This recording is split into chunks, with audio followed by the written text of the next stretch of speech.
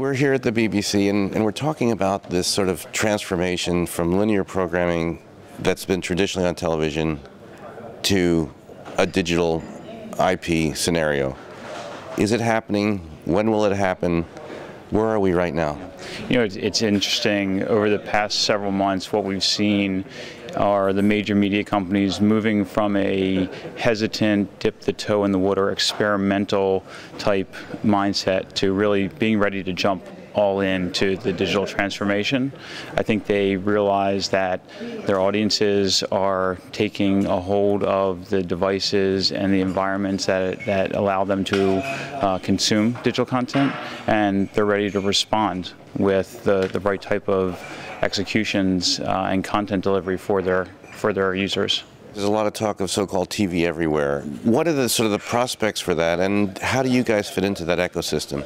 Sure. Well, you know, TV everywhere is about being able to deliver your content to any device that your subscriber, your audience wants to consume that content.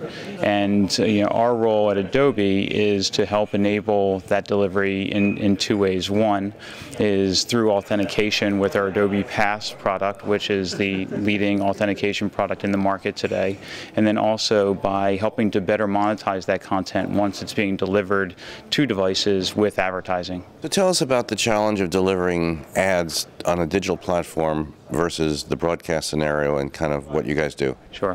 When you talk about monetization, there are a number of challenges that a media company faces in order to be able to effectively monetize.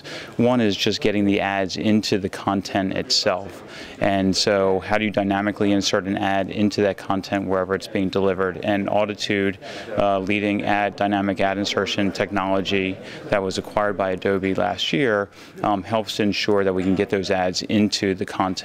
But it actually goes beyond that when it comes to monetization. It's how do you provide an effective user experience, eliminating things like buffering. And the other is device fragmentation, where if you really want to reach broadcast scale, you have to be able to get that content with ads onto any device.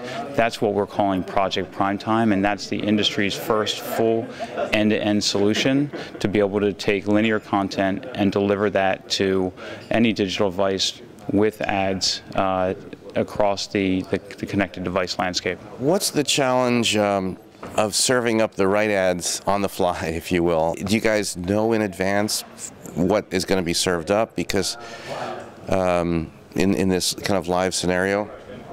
You do. In a primetime simulcast, which is a product we announced just a few weeks ago, allows you to dynamically insert ads into linear content, live linear content.